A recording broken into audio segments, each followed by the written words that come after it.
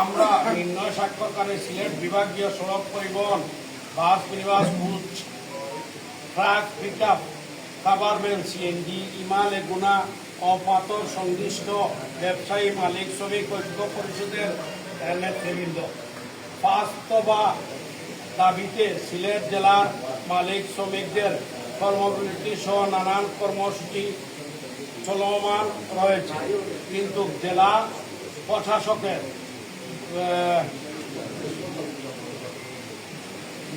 বিদ্বেষমূলক আচরণ ও ব্যবসায়ী মালিক শ্রমিকদের বিরুদ্ধে অবস্থান নেওয়ার আমাদের আন্দোলনে ৬ দফা দাবিতে আমরা আন্দোলনে নামতে বাধ্য হয়েছি।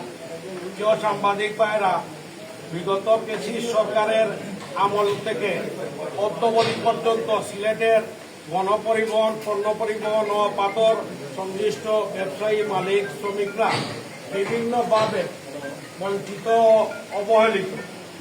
বৃহত্তর সিলেটের লক্ষ লক্ষ শ্রমজীবী ব্যবসায়ী ও মালিক শ্রমিকদের জীবিকা নির্বাহের একমাত্র মাধ্যম পাথর কোয়ারি, কিন্তু ফ্যাসিস্টবাদ আওয়ামী লীগ সরকারের মধ্যপন্থী একটি শক্তিশালী সিন্ডিকেটের কুষাণে ফলে সিলেটের কোটি মানুষের জীবনে নেমে এসেছে অবর্ণিত দুর্ভোগ।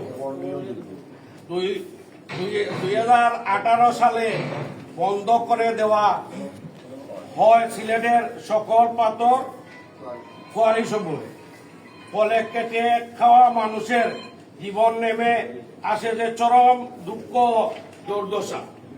কর্মহীন হতে পড়েছে বৃহত্তর সিলেটের প্রায় কোটি মানুষ বর্তমানে বঞ্চিত প্রান্ত এক জনপদে বিরাজ করছে দুর্ভোগস্থ অবস্থা। বিরাজের ডলার অপচয় করে বিদেশ থেকে পাথর আমদানি করা হচ্ছে। চিহ্নিত এই সিন্ডিকেট পাথর আমদানি নামে বিদেশি ব্যাপকভাবে অর্থ পাচার শুরু করেছে।